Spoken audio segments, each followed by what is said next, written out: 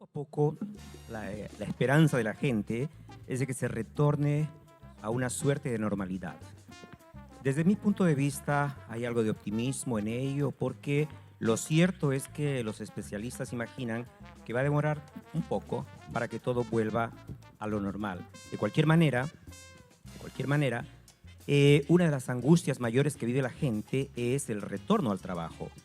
Aquí se están haciendo, y en varios lugares, por supuesto, por fases. Poco a poco los trabajadores van incorporándose y esto genera dudas de cómo va a ser ese retorno, en qué condiciones van a volver a laborar. Hace unos días, el nuevo gobernador del Banco de Canadá, Tiff Macklem, dijo desde una perspectiva técnica que quizá el año 2022 Canadá vuelva a los estándares previos a la pandemia. Por lo tanto, estamos hablando de un 2020 perdido, de un 2021 quizá en recuperación y con, digamos, algo de sufrimiento, y recién el 2022. Eso, reitero, para mucha gente genera desasosiego. Vamos a ver cómo lo encara Daniel Ripes, de la Clínica Legal del Centro para Gente de Habla Hispana, que nos acompaña también aquí en Silvia Méndez Ahora, justamente hablando del retorno al trabajo. Dígame, Daniel, primero, muy buenas tardes, bienvenido. Gracias, muchas gracias por la invitación y felicitaciones por la fecha patria. Y gracias a Silvia por siempre tener la condescendencia de invitar a la Clínica Legal. Ya que tocó el tema de Silvia, en realidad, en tiempos de pandemia ella ha trabajado, ha producido y continúa el trabajo que realmente requiere en estos tiempos bastante dedicación, bastante sacrificio, bastante esfuerzo y sobre todo, y lo más importante creo yo, respetando todos los estándares que exigen las normas ahora. Pero bueno, este retorno al trabajo, Daniel, ¿cómo lo ves de manera general? Por ejemplo, creo yo que poco a poco los trabajadores se incorporan, pero no están tan seguros si su retorno será lo mismo como era. ¿Qué pasará? Adelante. Exacto, exacto. No, me alegra que ustedes hayan escogido el tema de las relaciones laborales en medio del proceso de retorno al trabajo. Y yo escuchaba la conversación que tenía con Verónica. Me pareció excelente que en ese momento ustedes distinguieran las leyes federales, la posibilidad de tener beneficios bajo determinados programas, la posibilidad de estar protegido bajo determinadas leyes. Imagínense que eso antes del COVID-19 ya era un problema. Antes del impacto del COVID-19, ya las relaciones laborales en Ontario se habían visto afectadas por el estatus migratorio de los trabajadores o por la confluencia de beneficios federales a los que no tienen acceso personas sin documentos o sin estatus, vamos a llamar así. Y siempre estaban protegidos los trabajadores bajo las leyes provinciales en sentido general, aunque muchos no lo sabían. Eso se ha agravado en este periodo y más que afectar la situación del trabajador es la incertidumbre que genera el proceso de retorno al trabajo. ¿Debo regresar al trabajo en condiciones de pandemia? ¿En qué condiciones puedo trabajar? ¿Qué derechos tengo si me llaman a trabajar? ¿Qué pasa si no me llaman a trabajar? Porque es también una alta probabilidad. Entonces, en esas dos vertientes surgen la mayoría de las preguntas que estoy seguro que a los colegas de Workers Action Center también se han hecho. Hay mucha incidencia de ese tipo de preguntas. Entonces, en la Clínica Legal hicimos un seminario enfocado en ese momento. ¿Cómo interpretar qué derechos tengo? ¿Por qué voy a retornar al trabajo? Y una de las preguntas que más hacen o hacían por la época de junio, que ya se empezaba a acercar el momento de entrar al trabajo, es, bueno, yo tengo miedo de regresar al trabajo porque tengo miedo contagiarme con el virus. Y eso legalmente trae un reto, porque es cierto que todos tenemos temor, pero el temor no es algo que obliga al empleador a acomodarlo. Si yo no puedo acomodar tu miedo, legalmente no hay nadie que me diga a mí, acomoda el miedo. Yo sí tengo el deber, y el empleador tiene el deber de crear condiciones seguras en condiciones de carácter objetivo en el lugar, y eso va a depender, por supuesto, del tipo de industria, del tipo de centro laboral, donde se requiera mayor o menor o un tipo de medida cuando hay afluencia de público. Tengo que garantizar la limpieza, la higiene, la protección personal de los trabajadores y de los clientes, el flujo de personal, todo eso forma parte de las condiciones que hay que crear. Daniel, la OIT, la Organización Internacional del Trabajo, sacó un reporte que decía que esto a nivel mundial, el 94% del PEA de la población económicamente activa tendría algún tipo de dificultad al retornar al trabajo. ¿En qué medida este COVID-19 está afectando realmente al mundo laboral? Yo creo que en términos de números, la última cifra que yo escuché aquí en Ontario era que hace como 15 días el 20%, solamente el 20%, entre el 20 y el 25% de los trabajos full time se mantienen. Es decir, que hay 75% de la fuerza laboral que no está full time. Ya eso por sí es un impacto directo. Puede que yo no esté muy preciso en la cifra, pero estaría por ahí, porque hicieron la comparación de Ontario con Canadá y yo me fijé que solamente el 20% está retornando a trabajar entre 35 y 40 horas de los que estaban full time antes de la pandemia. Entonces ya eso es un impacto y legalmente hablando también surgen otras consecuencias, porque hay personas que dicen, ok, me llamaron a trabajar de vuelta, yo trabajaba 40 horas a la semana, pero ahora me están ofreciendo solamente 20. ¿Qué hago?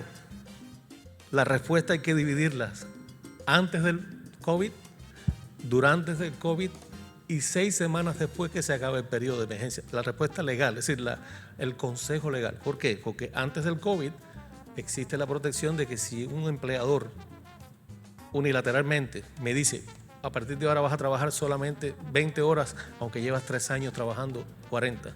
Eso es un cambio sustancial de forma unilateral en la relación nuestra. Yo creo que me estás empujando al despido, que tiene su nombre en inglés, constructive dismissal. Bien, eso se podía, había un canal para defenderse como trabajador. Durante la crisis del COVID-19, ese derecho ha sido, vamos a decir, suspendido por una regulación del gobierno provincial. El número me parece que es la 228, que se publicó en mayo 29, aprobado el día anterior, donde dice que reclamaciones de ese tipo ante el Ministerio de Trabajo no se van a considerar, precisamente porque se le da más peso al impacto económico y al ajuste que hay que hacer como economía. Más peso se le da a eso que al derecho que tenía el trabajador antes del COVID-19 a enfrentarse a esa decisión unilateral. Eso es un ejemplo. Y así en otros temas que se podían reclamar antes del COVID-19 y están suspendidos. No digo eliminados, porque cabe la posibilidad de, acudir a las cortes, cosa que no es muy aconsejable en estos momentos, podemos hablarlo después, o esperar a que se nivele, digamos así, se libere el estado de emergencia, que es como se le llamó la legislación, 6 semanas después, según aparece escrito, y a partir de ahí evaluar si es posible ejercer ese derecho que estaba suspendido. Desde luego, en algunos casos van a ser batallas judiciales, porque habrá que esperar un poco para ver en qué medida se puede hacer uso de esa ley que fue suspendida y Exacto. en qué medida esa suspensión también Exacto. tiene carácter legal. Antes de la pandemia, Daniel, ya había una cierta tendencia de algunas áreas de trabajar desde la casa. Pero con la pandemia, muchos trabajadores tuvieron, los que pudieron, desde luego, que trabajar desde sus domicilios, desde sus hogares. Se habla ya de una suerte de teletrabajador ahora, ¿no? De casa nada más. Ya nos llegan algunas preguntas incluso. ¿Es un derecho poder trabajar desde casa? ¿Se puede reivindicar eso? No es un derecho básico. Eso se negocia, por ejemplo, los sindicatos pudieran, los trabajadores que están en un sindicato pudieran negociarlo, los trabajadores pueden negociarlo con el empleador, pero no es como un estándar dentro de la ley en el que diga, tienes que garantizar que la persona trabaje. A veces, y cuesta trabajo explicar las cuestiones técnicas sin caer en una teorización, ¿no? Pero a veces La palabra que se usa cuando proceda es acomodar la situación. Pero la necesidad de acomodar surge de un problema generalmente médico o un problema de la situación del trabajo. Es decir, hay oficinas, hay centros de trabajo que son oficinas que prestan servicio. Pero para responder tu pregunta, yo no puedo exigir así, de manera unilateral, ¿sabes qué? A partir de ahora voy a trabajar desde mi casa. Ha quedado muy clara la respuesta. Creo que se puede entender, incluso hay tipos de trabajo que no se pueden realizar y imaginar que eso podría ser un derecho es bastante complicado. Daniel, tenemos que hacer una pausa, pero ya tenemos algunas preguntas de los que nos acompañan. Volvemos en unos instantes en Silvia Méndez ahora. Retornamos a Silvia Méndez ahora y estamos conversando con Daniel Ripes justamente sobre un tema que a muchos de nosotros nos inquieta, el retorno al trabajo. Ya decíamos nosotros, poco a poco las personas van volviendo a sus trabajos y lo que más tienen es dudas si esto va a continuar como era o qué dificultades podrán enfrentar en este retorno al trabajo. Daniel nos está ilustrando acá. Daniel, ya tenemos algunas preguntas de las personas que nos acompañan. ¿Qué debo hacer si me piden que haga un trabajo peligroso? Ese derecho está en la legislación antes del COVID-19. Y lo primero que hay que hacer es el derecho a rechazar. Existe el derecho a negarse a trabajar ante un trabajo que no ofrezca seguridad a mi integridad física, ¿no? Incluso psicológica también. Pero ¿cómo se ejercita ese derecho? ¿Y quién es la persona o la autoridad que valida si tengo razón? Es el Ministerio de Trabajo. La legislación en inglés se conoce como OSHA, la sigla en inglés, Occupational Health and Safety Act. Y establece un mecanismo de que la persona rechace el trabajo, pero no quiere decir que yo desde mi casa digo, ¿sabes qué? Ese trabajo es peligroso, no voy a trabajar.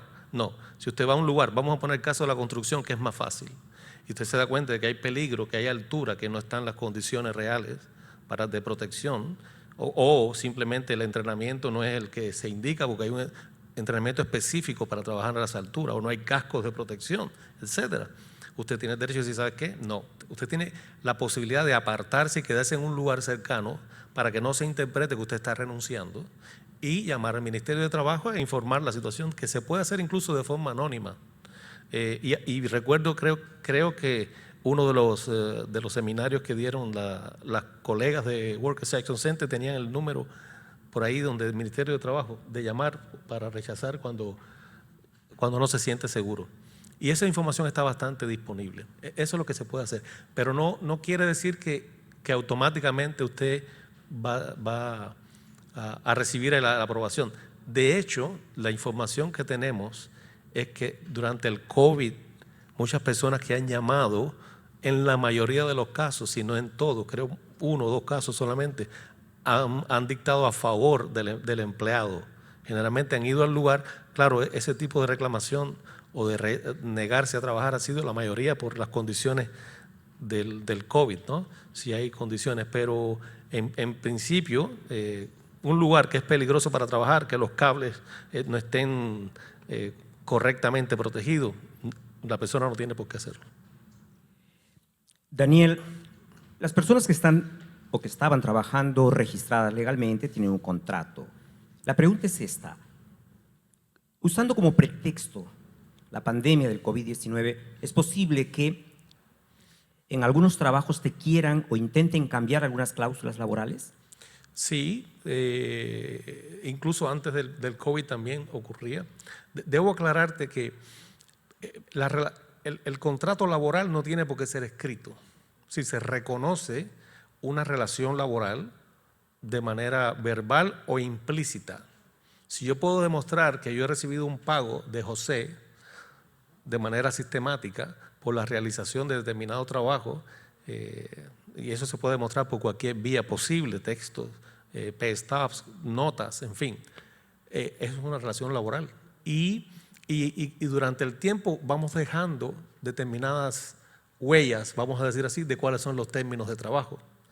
Si de repente alguien quiere cambiar sustancialmente, y es importante la palabra sustancial, porque no cualquier cambio es relevante, si hay un cambio sustancial, eso puede tener una consecuencia legal y yo puedo ejercer, claro, reitero, esa fue la aclaración que te dice, durante el COVID-19 Hay personas que la relación laboral es de 40 horas y ahora te llamo 20. Puede ser cierto o no.